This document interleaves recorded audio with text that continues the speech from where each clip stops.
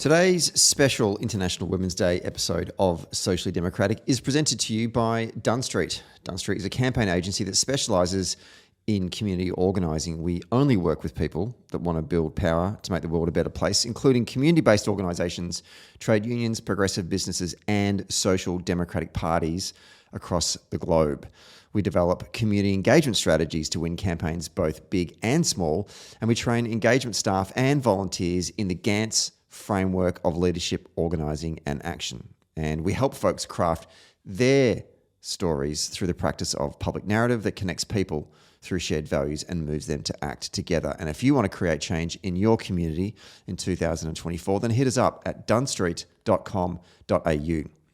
Today's episode is also brought to you by Maurice Blackburn Lawyers. As Australia's leading plaintiff law firm, Maurice Blackburn believe the law should serve everyone, not just those who can afford it. And we've helped influence some of Australia's most important legal decisions, including equal pay for women and Indigenous workers, and helped over 500,000 Australians get the compensation they deserve. Maurice Blackburn Lawyers, experience you can count on. And finally, today's episode is brought to you by SwiftFox. Every moment on a campaign matters. You need the tools you can trust, lists that are up to date, phone banks that can change minds, emails that drive donations, events that will energise a community both online and offline, and text blasts that distill your message perfectly. SwiftFox CRM is made for campaigners by campaigners. And to find out more, simply visit their website, swiftfoxcrm.com, to win your next campaign.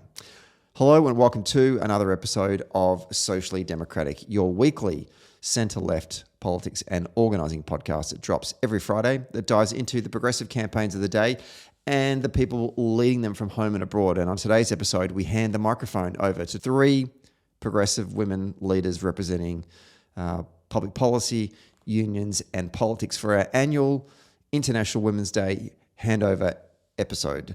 And we're going to be handing the microphone over to McKell Executive Director Rebecca Thistleton, who will lead the conversation, and she'll be joined by the ANMF Assistant Secretary here in Victoria, Maddie Harradence, and the Federal Member for Jajajaga, Kate Thwaites.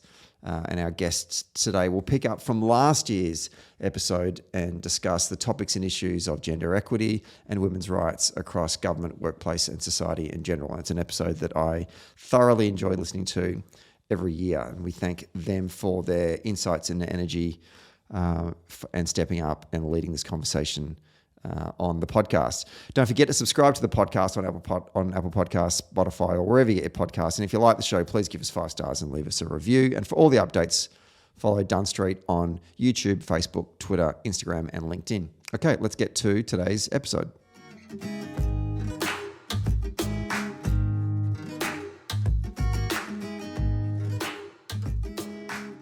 Hi there, my name is Rebecca Thistleton and I'm Executive Director of the McKell Institute here in Victoria, and I'm speaking on Wurundjeri country this morning on the lands of the Kulin Nation. And I'm thrilled to be taking part in this year's Socially Democratic Women's Takeover for International Women's Day. And I'm joined by Kate Thwaites, the member for Jajajaga, as well as Maddie Harradence from the Australian Nursing and Midwifery Federation. Good morning to you both. Good morning. It's great to be here.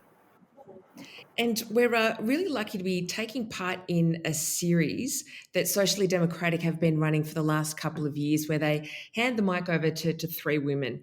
And this morning, my 2-year-old was clomping around the house in my size 41 shoes, and it really brought to mind the fact that I'm stepping in as host today in the shoes of Liberty Sanger, who's hosted this previously. And of course, Liberty has left Maurice Blackburn to take up a position as a judge for the county court, which is magnificent for her. It also meant that we unfortunately lost her off the McKell Institute Victoria board as well. But it's great to be continuing on this series for Socially Democratic and taking an opportunity to have a look at the way things are for Australian women at the moment, reflect a bit over the last 12 months, and also revisit some of those issues that seem to crop up for this podcast each year and see whether or not we've actually made much progress as a collective. But I first just wanted to touch on the dreadfully sad news that we heard on Friday, and that was the loss of Senator Linda White. And Kate, as a colleague of yours, as a Victorian parliamentarian, spending as much time as you all do in Canberra, I'm guessing that it must have been horrible news for all of you on Friday. Yeah, it really was, Rebecca, and I am sad, and my colleagues are sad, and we have lost a wonderful woman, and a woman who, in the Parliament and more broadly through our movement in her time in the union movement, was an absolute champion for women. And when you were around Linda, you could just always, as she said in that first speech in Parliament, she wasn't going to leave you guessing about what she thought. And she was so intelligent. She was so fierce, she was strategic, she was all those things you want in an advocate, and she brought all of that to her work for women in particular, I think. Of course, she was Assistant National Secretary at the ASU when that landmark equal pay case came up, and so instrumental in making that happen. The work she did for ANZET workers, and then in the Senate, immediately, she was already chairing the committee for the National Anti-Corruption Commission. Now, that's a really serious, important committee in our Parliament. She was a first-term new senator. The fact that she had that role, I think, shows you how senior she was as she just entered. So we will miss her, and we will miss everything she contributed. Absolutely, and I doubt very much there's ever been a senator in their first year on the job that would have been quite as formidable in heading up a committee as what Linda White would have been. And Maddie, just in terms of what Linda meant to the union movement and the amount of work and advocacy that she did over the years for women, being Assistant Secretary in a union yourself that is dominated by female workers, how significant an impact has Linda had on the broader movement? I think you can't understate the contribution that Linda White made to the wider movement, and we are certainly mourning her loss as well. I think Kate mentioned just a few of the achievements that she steered through, and I think for me as well, in thinking about what she did for the broader movement around family violence leave as well, and really championing the significance of that and that win for the ASU. But when I met Linda some years ago, I remember just thinking that she was a true unionist at heart and a true representative of a majority female workforce like myself. So I think she was a hero of mine and a hero of so many in the union movement, and we are really still quite devastated at the news. That's right. Yes. Yeah. And she has left behind a tremendous legacy. And, speaking of legacies and losing people that have been of real importance to the party and to all of the people that they represent as well over the weekend with the Dunkley by-election too, it was really heartening to hear just how much Peter Murphy was being spoken about through the entire Dunkley by-election, and also on the by-election day on Saturday as well. And I thought that it was really nice too that local member for Frankston, Paul Edbrook, was wearing proudly his Peter Murphy for Dunkley t-shirt out on the polling booths for Jodie Balea on Saturday. And it was really great too being there on Saturday night when Jodie Balea won as well, hearing everyone speak about how much Peter's legacy and her capacity to really connect with people was going to continue through the work that Jodie will now do as the local member there. And I did also want us to have a bit of a chat about the Dunkley by-election and what it means in terms of representation for the women of Dunkley, but also too the fact that we've now got another woman in the Parliament who hasn't been a career politician, probably didn't envisage this for themselves, but I think anyway had the success that she did at the booths on Saturday because of Jodie Balaya's capacity to really connect with people because of their own personal life experiences. And Kate, I saw that you were at a booth yourself at Seaford on Saturday. What sort of a vibe were you picking up from people? Yeah, I was, as you say, on a booth on Saturday, and I did some door knocking in the Dunkley electorate earlier in the campaign as well. And I think you're right when you say that Jodie is absolutely a fitting successor to my dear, dear friend Peter Murphy, who we also miss every day. I still can't say that without getting a little bit teary, actually. Yeah. But Jodie, she will be a champion for that community, just as Peter was a champion for that community. And as you say, Jodie came into our party because Peter recognised the work that Jodie was already doing locally, particularly for women. Jodie has had a big focus on supporting women through her career, and so she joined our party. And she is now a member of our caucus, and I'm so excited to be able to work with her in Canberra. And I think in terms of that sort of broader question you just put about what does it mean for the women of Dunkley, I think you're right that it does mean that they have a local champion who understands their lives, who lives in the community, is a mum with a mortgage, all those things that in our federal parliament in the past I think haven't been seen as the types of qualities as what takes you all the way through to Canberra. But increasingly, I think communities are looking particularly to women candidates for those qualities of understanding what life is like, understanding what the priorities of communities are, and being responsive to that. And Peter certainly was. I know Jodie will. And if I look at the other side of politics, and we might want to go back to this later as well, but if I look at the Liberals, particularly in Canberra, they have a very small amount of women in their ranks.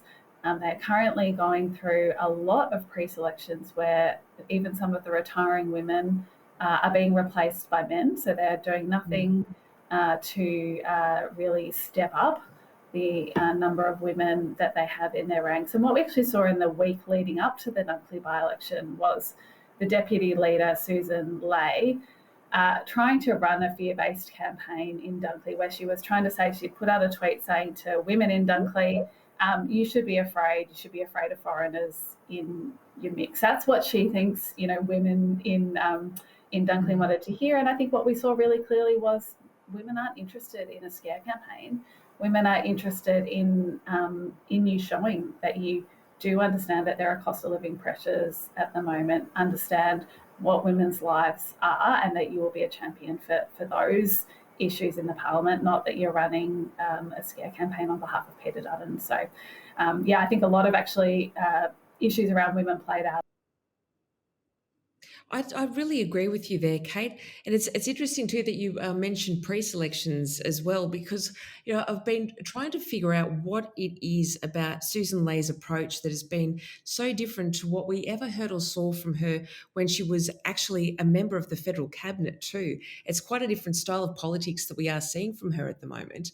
And I'm also wondering too if she's fearful of her own future pre-selection, and is that why she's really trying to appeal to that really core Liberal base rather than speaking in a way that's far more designed to be connecting directly with voters? I can't talk to her motives, so she and I haven't had that chat, but I think if you look at, again, who is in the parliament for the Liberal and the National parties now, they do not have many women there. There is not a strong group of women when you look across. In fact, I often have my 3-year-old with me in Canberra, and he goes to the childcare there, but if we have divisions after 5, he's often back in my office, and I'll bring him into the chamber when we have divisions. And a couple of weeks ago, we were sitting there, on our respective sides, and he looked across and he turns to me, he's like, "Mummy, there's no girls over there." The 3-year-old could see it.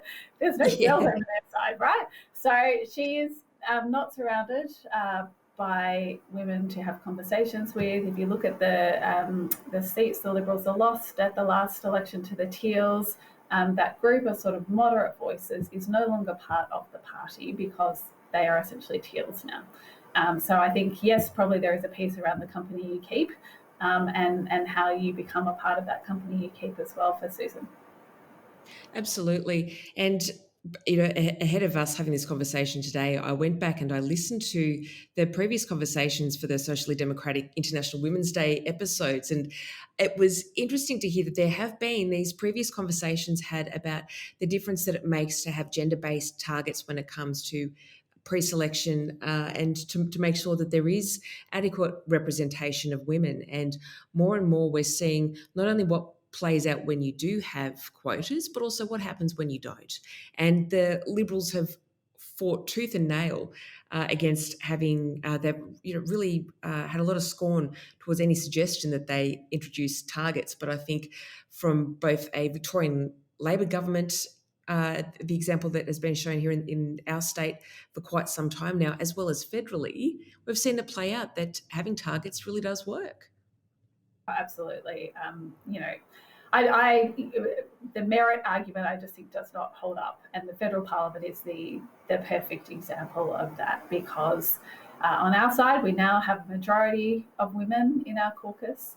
On their side they keep hemorrhaging women, and there is a group of teals in the middle who again, a lot of women in that group. So Australians are electing women. Australians want to elect women, and yet the Liberals are not putting up women as candidates to get elected. So, I find it very surprising that even with all that evidence, they are not willing to do the work they need to do to get women in on their side.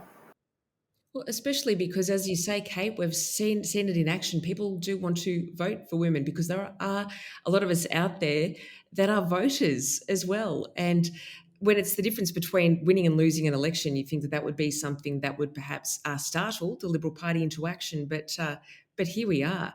And the investments that we've seen from the Victorian Labor government as well as the Albanese government into women's health, and in particular endometriosis as well, I think really is a great example of what happens when you've got women around the table contributing to the decision making.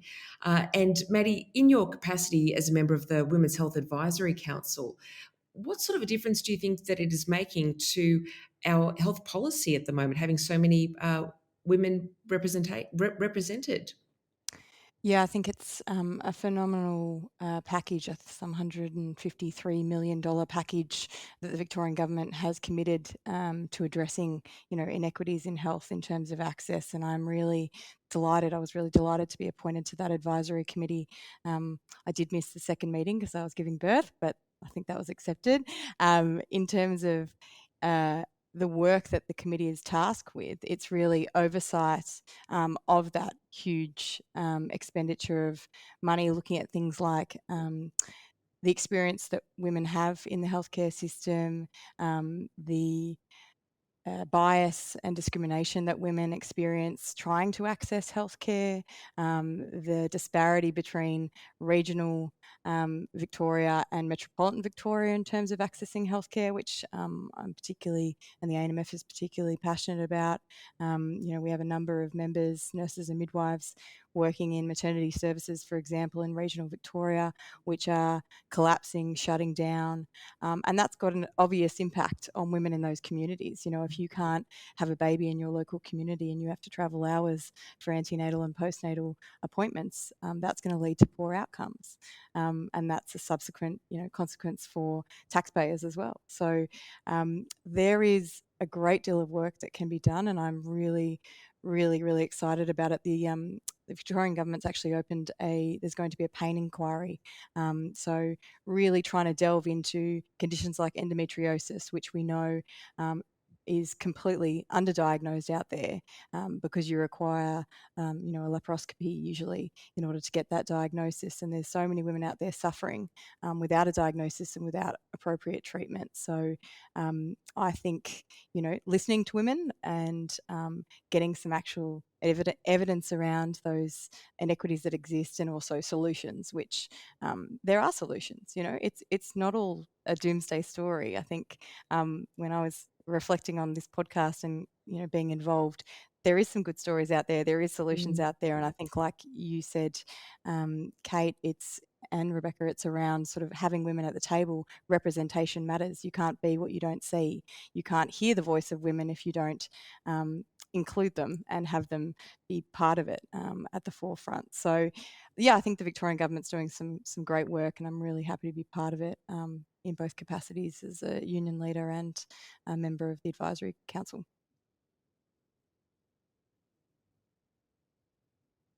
It's fantastic. It really is, Maddie. And I was blown away on the day that Jacinta Allen announced the pain inquiry, just how much social media, like how many women were sharing the announcement on social media that weren't necessarily wouldn't call themselves natural sharers of political type information, because it really, to them, spoke to the individual experience that so many of us have, and the fact that we actually had a woman who was the Premier then go on a podcast that went out the next day speaking about her own experiences. I was just blown away by that. She's the longest serving female minister in the Victorian Parliament. She's the Premier. And here she is on a podcast talking about her own experiences personally and the way that she herself has experienced pain, and then going one step further to actually announce the government resources that are going to be invested, not only in doing something about that, but listening to women in the process. And I'm just thinking, finally, this is absolutely incredible, and certainly something that I never would have been able to imagine or dream of, back in my teenage years when I was starting to, experience the type of pain that she was talking about for herself. Certainly not something that I heard politicians talking about back in the early 2000s. So the change that we are starting to see, not only in terms of women's representation, but also just the conversations that we are having as a society and as a part of politics, are just far more inclusive of women than what they've ever been before. So I think that's a lot to give us hope, and a lot for us to be looking forward to as well. In terms of other government policies that have really been making a difference this year, really like to touch on the stage 3 tax cuts, and I'd really like to hear from both of you, Maddie, what it means in terms of your members, but also Kate, what you're hearing from your electorate about the stage 3 tax cuts as well. Shall I go first? And I will just hark back to the health combo as well and say, from a federal level as well as a Victorian level, again, going back to what the difference having women in this space, we of course have our Assistant Health Minister, Jed Carney, who is a former nurse and midwife. And again, changes the conversation, changes the focus, has allowed massive investments from a federal level into women's health and a focus. We're having a federal inquiry into menopause now. So this conversation, as you say, that we just have not had for so many years is happening right across at different levels, and that is really important. Stage 3 tax cuts, look, a really big policy, obviously, from the government, from our government this year. And really, again, if we look at that through the lens of what does it mean for women, what we've got here is, I think, a government that once again is recognising that it is often women who are doing the work around balancing household budgets. It is women who are trying to make a lot of that household budget work in a very difficult cost of living situation at the moment. And the tax package that we have put forward gives 90% of Australian women a bigger tax cut than what they would have got under the previous package that was there from Scott Morrison and the Liberals. So again, if we think about those highly feminised industries that women tend to work in, 97% of childcare workers, disability carers, aged care workers are better off under Labor's plan than they were under Scott Morrison. 96% of nurses are better off under Labor's plan than they were under Scott Morrison's. 98% of teachers better off. So again, you see where that focus comes in about understanding that women really are at the coalface, for want of a better word, in these situations, and they're absolutely the people who we should be supporting through this cost of living crisis that we are experiencing.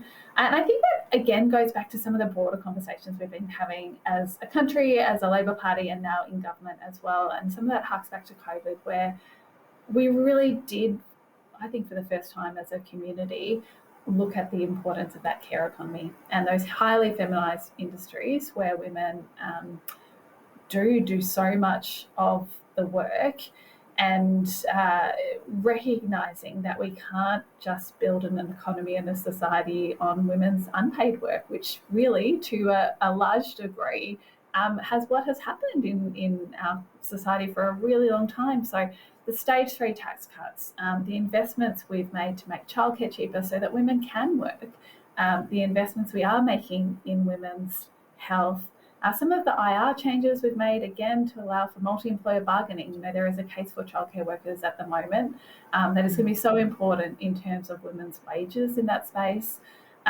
There is a whole raft of policies, I think, that flow from that, having women in the room, but also from that, finally, that recognition we got from COVID about this work that women really bear, and that is critical to our community, our economy and our society, and that there is a role for governments in supporting all of that. Absolutely. Maddie, what's the reaction been from your members after the Albanese government readdressed the stage 3 tax cuts and ensured that more of them would be receiving one? Yeah, really welcome. A really fantastic decision. So we've done some numbers, and if you take a personal care worker working in aged care, sort of Cert 3 qualified, they'd be on a base salary of about $62,000. They would have originally, received some $439 on the previous government's scheme. With the change from the Albanese government, they'll be taking home $1,243. So we're talking 3 times the amount of savings for that, base level aged care worker. Similarly, like Kate said, really significant increase for registered nurses and enrolled nurses. $1,141 for a registered nurse grade 2, which is sort of our entry level for registered nurses, will now be taking home $1,945 in their pocket. So, significant, substantial, makes a difference. And in this cost of living crisis, these are the kind of things that matter, that people actually want to be, want to feel that that's felt. And I know that our members are feeling it, like all people out there are. But I really am glad that, Kate, you mentioned COVID, because I think certainly for nurses, midwives and aged care workers, our members, sometimes we feel like COVID's now a dirty word to talk about, but I think the biggest thing for us is lessons learnt from COVID. And of course, we're still struggling with COVID, it's not over, but lessons learnt from the peak of that pandemic where, like you said, I think the Australian community really understood the significance and the critical role that caring industries played. We couldn't have actually gotten through without childcare. And certainly our members in aged care really bore the brunt of and still continue to struggle with, lockdowns of facilities with COVID outbreaks. And we're talking about industries that are understaffed. Aged care still is in some areas critically understaffed with nurses and aged care workers. And I know, really welcome the changes from the federal government. The substantial investment in aged care, I think, is unparalleled in the last couple of decades. So, ANMF really welcome the investment and the time and conversation that's gone towards aged care, particularly because those workers, I think, have gone through hell in the last couple of years, and we really need to retain them. So stage 3 tax cuts, more money going into their pockets is going to hopefully maybe help them stay in the job a little bit longer, because, we've got an issue with retention. I think we need to talk about that. In feminised industries like aged care and childcare, we've got a really big issue with retention. So anything we can do to make those workers feel valued is really, really important. Let's take a quick break to talk about SwiftFox. Every moment on a campaign matters. You need the tools that you can trust. Lists that are up to date, absolutely. Phone banks that can change minds. Emails that drive donations, and events that will energise the community online and offline. And text blasts that distill your message perfectly. SwiftFox CRM is made for campaigners by campaigners. And to find out more, go to swiftfoxcrm.com to win your next campaign. Okay, let's get back to the show. I'm really pleased that you've both mentioned the role of unpaid care, because I think it's really good for us when we talk about work that we consider the difference between work and unpaid work, just in terms of what it does for women's time. And it is predominantly women that are doing the unpaid work. And last year we did some work with Hester based on some research done from their members that tend to be working in the care sector. And it was fascinating to see just how many of them are going and doing paid care roles during the day, but then are also doing a significant amount of unpaid care work in the home too. And that could be something like looking after kids at home, or a relative or a partner as well. And the difference that it makes to them in the longer term, it means that their earning power simply isn't what it could be if they didn't have those care responsibilities, and therefore their superannuation in the long term isn't the same either. And when we talk about care and childcare options too, it's not because we necessarily want to get every woman into the workforce. We just want women to be able to have choices as well. And I do think that we are starting to build a greater appreciation for how many women, when you clock off at 5 o'clock, you're clocking back onto another job again, more often than not. But in terms of what that means for women's choices, even though we live in a more feminist society where we've got more employment options, in the ALP, we've got targets for how many women we want to get elected, and we've got a lot of different childcare options too. But in terms of where women sit in the longer term, we still stand to be not earning as much superannuation in the long term, and we still have the gender pay gap to contend with as well, as we've been hearing about in the last week or so. Happy to jump in on that. I think we touched on COVID highlighted it, but it's been an issue and a perennial issue, as you said, Rebecca, at the start. The gender pay gaps hasn't gone away, and I think the superannuation that women finish up with is a really good example of that. I read recently that over 55-year-old women continue to be overrepresented in numbers of people experiencing homelessness in Australia under the Australian census. That number just keeps going up. I think it jumped 30% between 2011 and 2016. It's pretty horrifying stuff. And when you sort of pick that apart a little bit, you realise that it's things like underemployment of women because they're taking on so much more of that domestic load at home, but also gendered promotions at work, representation on boards, CEO level, promotional bias, if you like, towards men, but also I think, again, thinking about solutions in our industry, we in the public sector for nurses and midwives here in Victoria achieved paid parental leave, superannuation to be paid on paid parental leave in our 2016 enterprise agreement. And I think the impact of that claim that our members really fought for can't be diminished. We're talking about superannuation being paid on all periods of parental leave, unpaid and paid. So if we know that, and you mentioned funds like Hester and Aware, I know I've done a lot of work on why are women ending up so far behind, and it is because they obviously, unfortunately, still take so much more time out of the workplace, and it's still predominantly women who are looking after children at home. So we're really hopeful that industrially we can continue to think of ways like that, really positive claim in the public sector to reverse that, to say that just because you're taking time off to look after children for your family, that shouldn't impact you when you come to retirement. You should still have, a dignified retirement, just like men are entitled to. So, yeah, that's something that I'm pretty passionate about.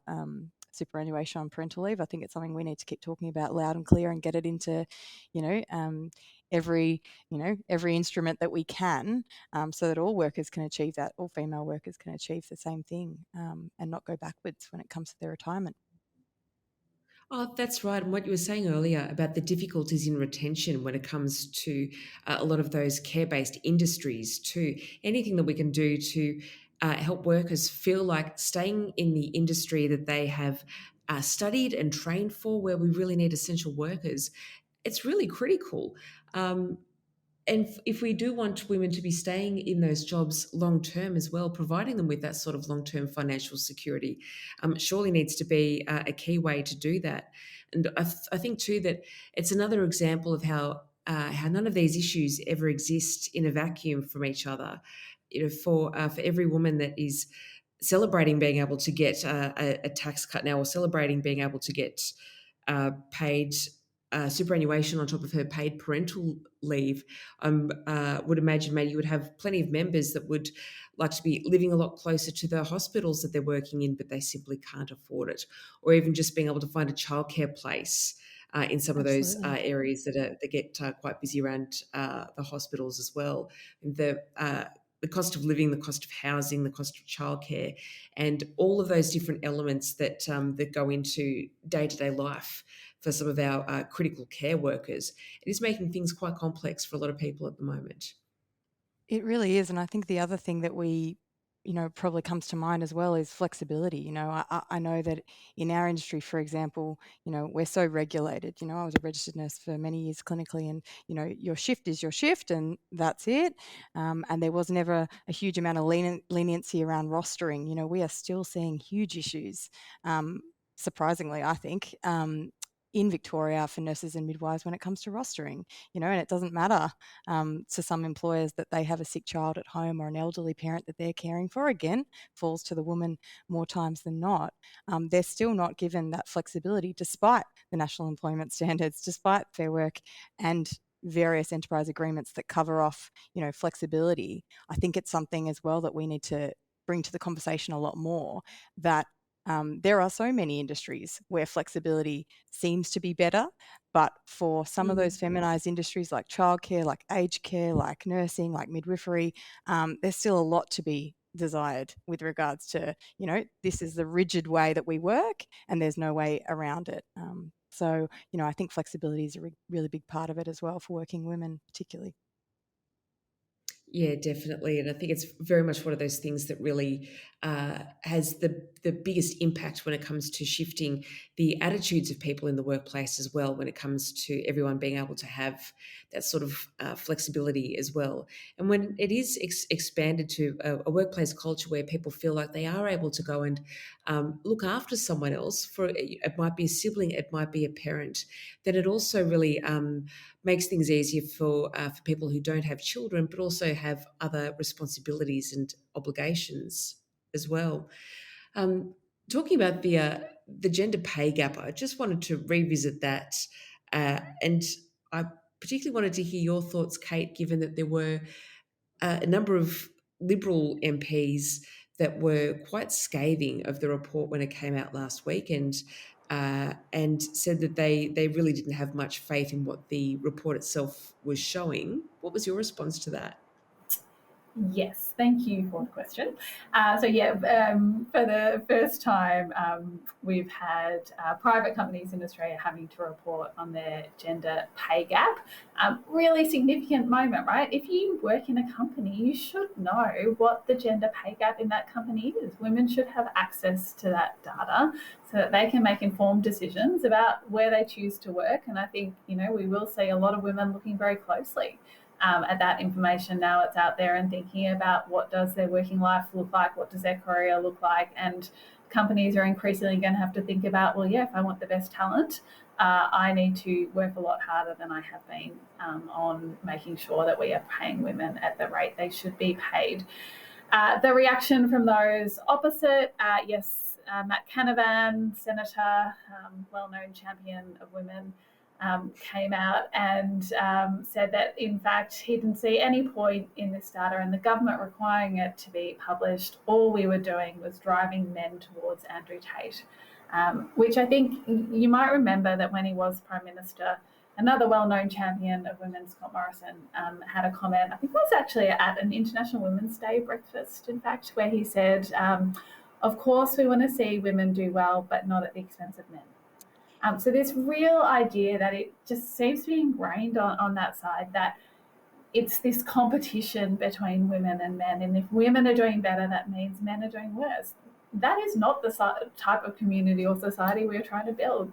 We actually all do better, obviously, when women, half our population, are doing well. It is good for our economy, it is good for our productivity, it is good for our families and our communities. So I personally hate this drive towards saying,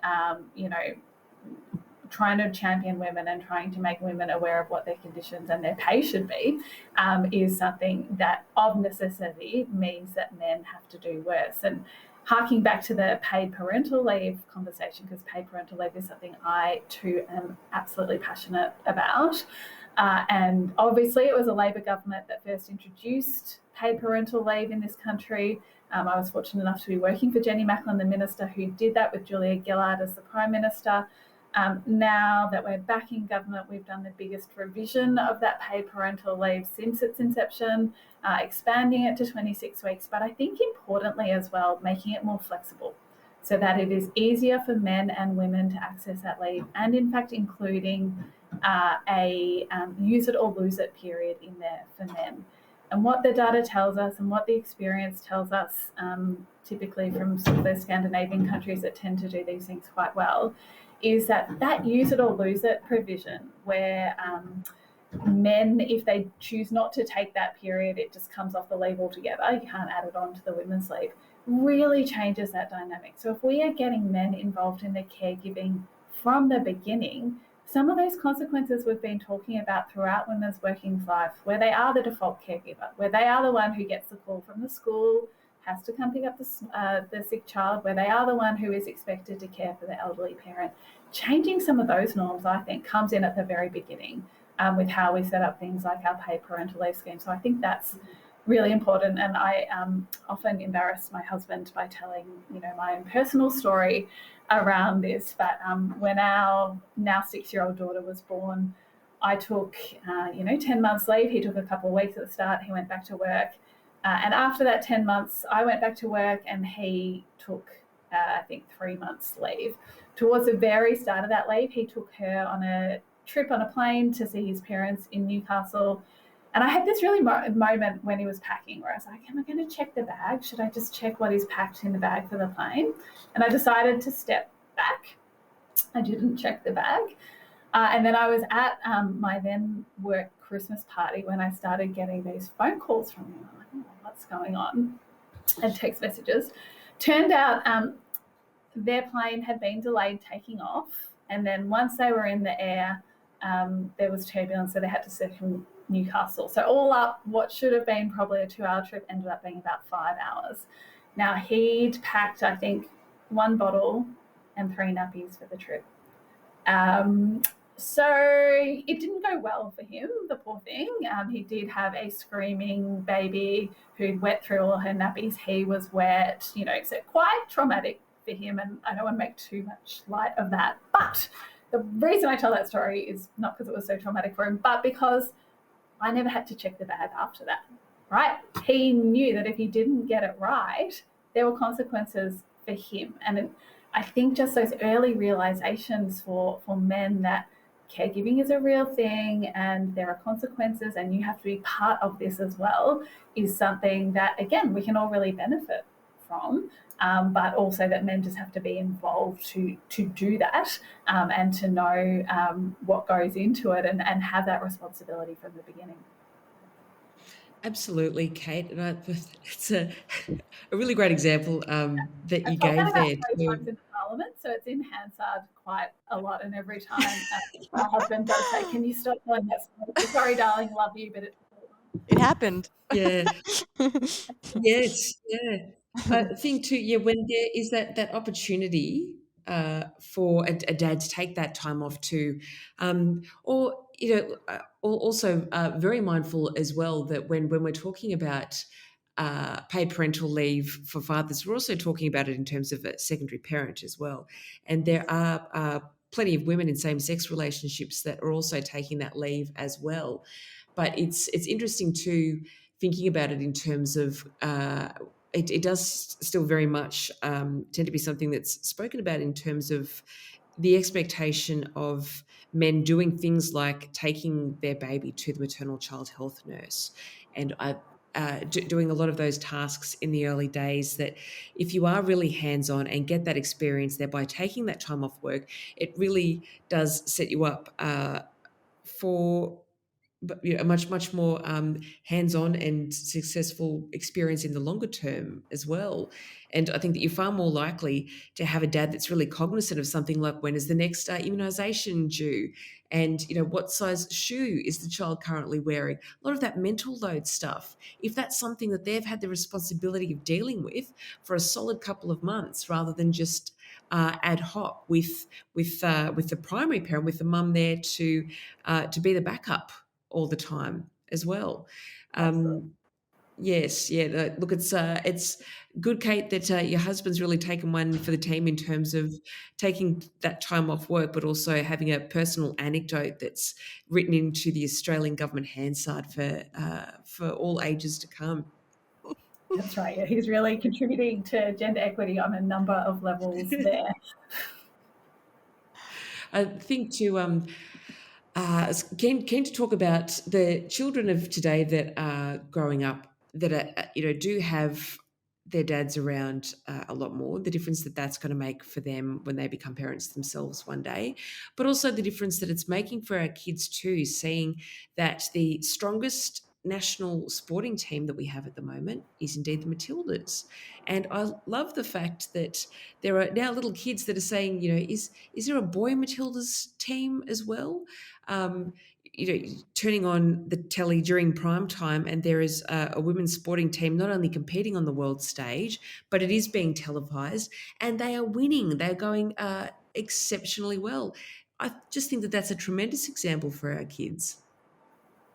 It's fantastic. And I did get swept up, obviously, in World Cup and Tilly's Mania for all those reasons. Like, they're great players. It's great to watch. But seeing women playing sport in prime time, that just did not happen when I was young. You would occasionally flick on the ABC on a weekend and you might have got a bit of netball or a women's basketball, and that was it. So again, for my daughter, who is 6-year-old, to sit there with me with her Matilda scarf on and see those women playing in prime time, I really don't think we can underestimate the impact of that. And I think, this is particularly where, as a local member, someone who gets to visit a lot of local sporting clubs, I see all those girls out there playing. Right? They all start playing sport. We have a really strong, a lot of really strong women's teams in local leagues. And then, as we all know, what tends to happen as they get older is that women just don't see the space for them in sport as much, and they drop off. And you still get men playing, on the weekends, playing socially, but women tend to drop off. And I think the impact of seeing the Matildas there, the impact of things like having a women's league in the AFL that is doing so well as well, means that those young girls say, oh no, this is a thing. You keep doing it. You don't have to reach 11 and then suddenly you don't really play sport anymore. These women do it for their career, and even if you're not going to do it for your career, it shows you that it is still something that growing women do really well. So that is important. It is something that I think it is important we do match with investment in that grassroots sport, because one of sort of, I guess, the fantastic impacts of more women playing sport is some of our club facilities are struggling to be able to cater to demand. So from an Australian government level, we do have $200 million that we're putting into the Play Our Way program to improve sporting facilities specifically for women and girls. I know it's something that the Victorian government has also put a big focus on as well in terms of upgrades to local facilities. But yeah, you see that change from the very top flowing down to what's happening in the community, and that is going to change a lot of girls' lives. It really is. I was thrilled too, and recently Nike finally put up for sale Mackenzie Arnold's goalie uniform for sale. It previously hadn't been available on the market, and there were a number of world-class women goalies that came out and said, come on, kids want to buy our number, so where is it? And I wanted to get it for my 6-year-old who wants to be Mackenzie Arnold when she grows up, and it was sold out, which was a little bit disappointing, but also fantastic at the same time as well, because it just goes to show if you make it available, the girls will get around it. But what was disappointing was it last week when there was so much enthusiasm and support for the Matildas? There were still blokes in the comments, and I know I shouldn't read the comments, but I made the mistake of reading the comments. And they were saying things like, well, of course the stadium was full of people because the tickets were so cheap. And and still trying to talk it down and still trying to, compare the women and some of the things they did in the game to what some of the blokes may have done when they were on the field. Why do we still have these attitudes from some men when the Matildas are doing so well? Just think it's jealousy. I think You might it's be onto jealousy. something there, Maddie. Well, I think it's jealousy. And, I had a 4-year-old son. You mentioned the little boys out there that saying they want to be Matildas. That was my 4-year-old boy. He said, I want to be a Matilda one day. I said, absolutely, brilliant, Um, Yeah. I think those attitudes changing. I think there's definitely some dinosaurs out there that need to get over it, if I may be so bold. Mm. You're totally right. I was I was so delighted to see pictures of Katrina Gorey and, all these incredible women up on buses and everywhere you looked. And the Matilda just fanfare was brilliant, and to see them play live was incredible. I also sometimes read the comments just to be aware, what's going on out there. But I think overwhelmingly the Australian public really came behind the Matildas. And let's not forget that the Matildas are heavily unionised as well and had a huge pay dispute some years ago with great outcome. These are women who have fought for their place. And, seeing someone like Katrina Gorey out there with her partner and her young child and talking about the difficulties of going to training whilst having a sick kid at home. I think it comes back to that, bring it women and the role of women back into the kind of national conversation. And let's face it, Australians love sport, and it's a great segue, I think, that we can utilise to build power and to build more representation. So, I don't give those old dinosaurs too much energy. Yes, yeah, I think Taylor Swift, she referred to that style of commentary as the words from the Brads and the Chads, which I greatly appreciated. Yes. Um, but having a look at the Matildas too, and it's also, I think, the first time that we've had such a high profile side where you have a number of players that are in same sex relationships, and they are very happy and very comfortable to be out. It's taken so long for Australia to get to the point where we have people at that level that are out and proud about who they are, and that are celebrating their relationships as well. And I think that it's long overdue, and something that hopefully and eventually we see in the elite men's sports as well, because it's 2024 and it's still not there's still not that sort of representation of the LGBTQIA plus community, particularly in the men's sport. So there's a lot of lessons for the Absolutely. culture in the elite men's sport they could be taking from the women too. And I've just got so much admiration for the women that have kids and then return to the fields. It's just incredible, and they've done so much for also demonstrating what women are capable of doing as well when they are supported and they have opportunities to be playing at that elite level. You can go and have a child and be playing world-class football again, within a year or two later. Daisy Pearce is still the absolute gold standard for me, having twins and then going back to captain the D's, just phenomenal. And a great example for little girls and for little boys as well. Just extraordinary. She's a midwife too. Even better. Mm. Yeah, it's a great point too, Maddie. So many of the women that are playing in the Women's Aussie Rules League have all had to continue supporting themselves with their day job and almost treating their footy as a hobby for such a long time too. We're starting to see that change a little bit, but probably it's going to be a few more years until we have as many elite sportswomen that are able to play the sports that they're exceptionally good at full time the way that the men can. Yes, some ways to go there, I think. Definitely. Yes. Yeah, no, there's always more fights to be had and more wars to be won on that front too. Now, in terms of other things, other reflections over the last 12 months, and also to where we want to be looking for the year ahead as well. I was interested to get your thoughts, Maddie. One thing that this particular podcast comes back to every year is the corporatisation of International Women's Day. It's keen to get your views on that, particularly when it comes to progressive policy that's been designed for women in mind, things like family violence leave.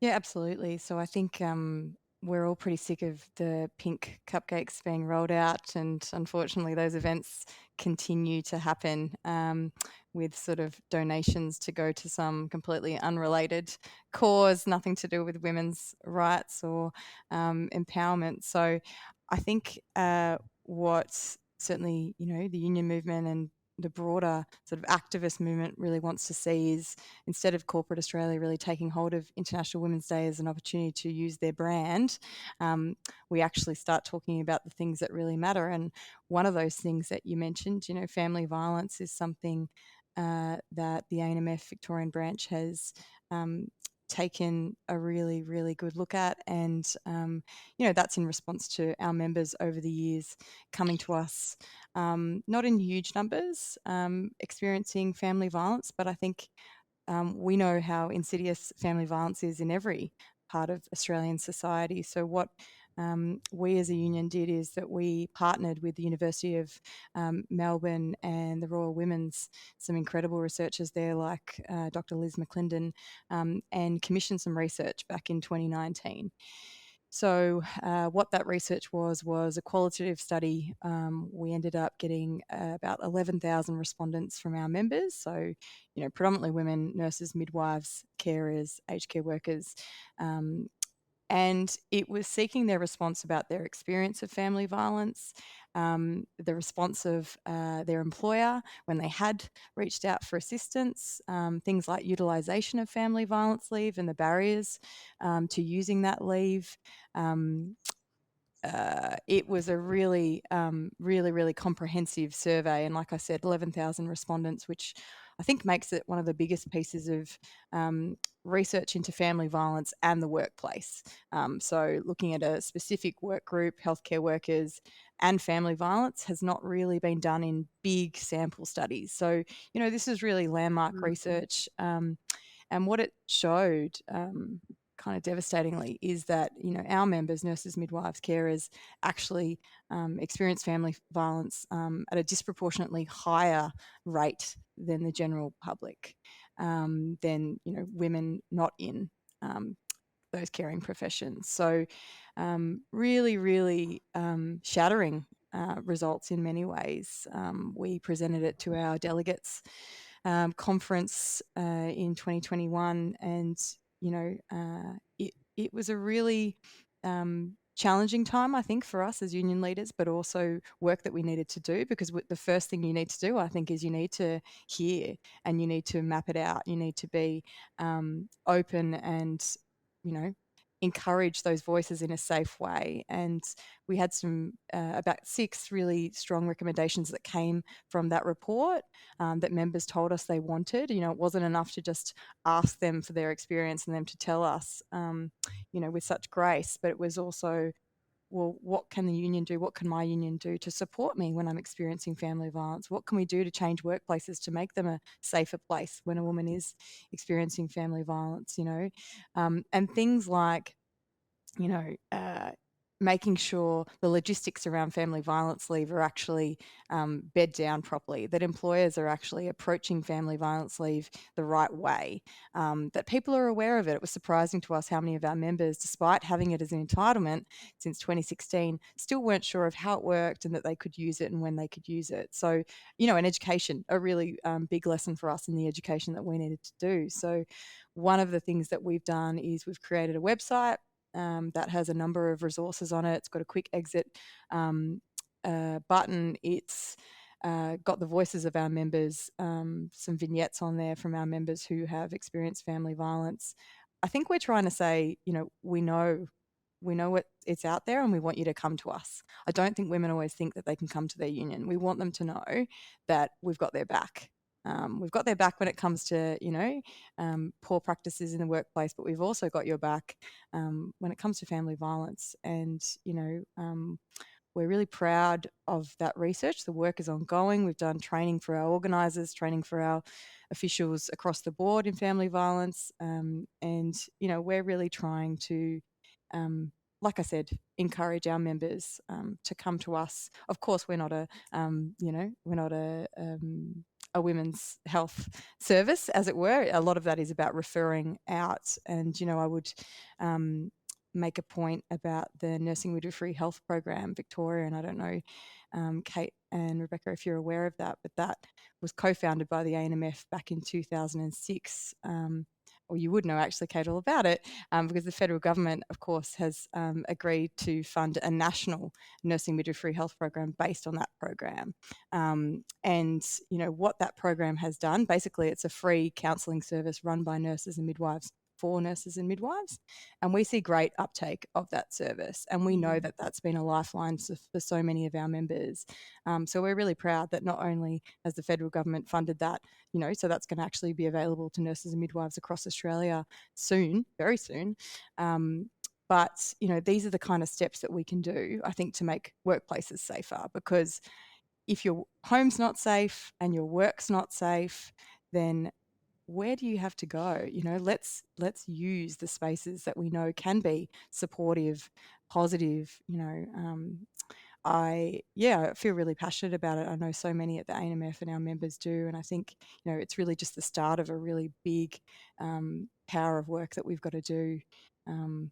But when there's still more than one woman a week dying in this country, because of family violence, how can we look away from that? So, coming back to your question, enough with the pink cupcakes. We want some action. We want some tangible action. We want some changes in the workplace, which we know will filter through. And we think we've got some solutions there. So, really, really feel passionate about that research that was done and those just amazing women, those members that came forward and shared their stories. So Safe Haven is the website if anyone wants to check it out. If anyone's listening, I really encourage anyone, you don't have to be a nurse or a midwife to access it. It's got a great number of resources for you there if you need help. Safe haven. Thanks, Maddie. No, that's it's fantastic too. The culture that then creates in the workplace as well, when people are so well trained, do have those avenues to be having conversations.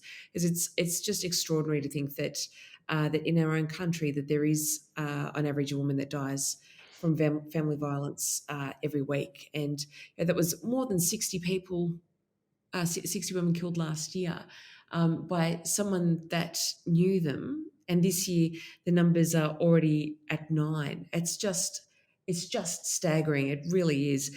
And, there's a lot of positivity to be taken out of a lot of International Women's Day events when women are coming together and celebrating their successes as well. But I think, too, what we really need to see is a lot more outrage, and we know that that a lot of the mainstream media is very capable of a lot of outrage. I think we saw that in the lead up to the by-election on Saturday, except it was directed more at boat people. If we saw that same sort of outrage directed at the fact that we've got such a toxic problem in this country as well, I think that's one way that International Women's Day could perhaps be a bit more productive and a bit more helpful for more women. Totally. Absolutely. And I think just on that as well, I would also say really recognising that women's experiences aren't uniform as well. And we do know with family and domestic violence that it particularly impacts First Nations communities. And a lot of the solutions need to be led by people in community, First Nations communities. Certainly our government has been putting a lot of emphasis on trying to support people to do that work, because it can't just be pink cupcakes in boardrooms. We have to be out there with women's lived experience, and in our country, that is First Nations communities. It is women from a vast, diverse backgrounds that we really need to be hearing from, be championing. And as you say, we all need to be a bit angry together about the work that still needs to happen, and continue to push as hard as we can to. Yeah, definitely. We might wrap up on that note. So much positivity, a lot of great outcomes that we spoke about as well, but also too that need to maintain the rage to stand up for women that are being harmed as part of family violence all over the country. Thank you both, Kate Thwaites, the member for Jajajaga, and Maddie Harradence, the Assistant Secretary of the ANMF. Thank you both very much. Thank you. I'll go find my pink cupcake. Yeah.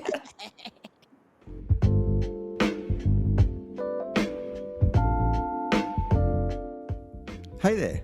Thanks for listening to Socially Democratic. Did you like the podcast? Hit the follow or subscribe button and be sure to leave a review on Apple Podcasts or Podchaser. And to get all the latest updates on Socially Democratic, follow Dunn Street on Facebook, Instagram, Twitter and LinkedIn. And we'll see you next Friday.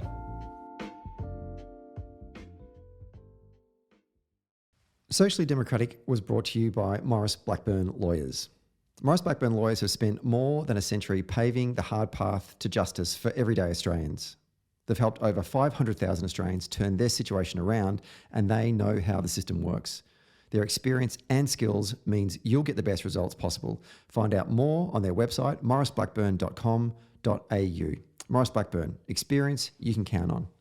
Socially Democratic was brought to you by SwiftFox. Every moment on a campaign matters. You need the tools that you can trust, lists that are up to date, phone banks that can change minds, emails that drive donations, events that will energise the community online and offline, and text blasts that distill your message perfectly. SwiftFox CRM is made for campaigners by campaigners. To find out more, go to swiftfoxcrm.com to win your next campaign.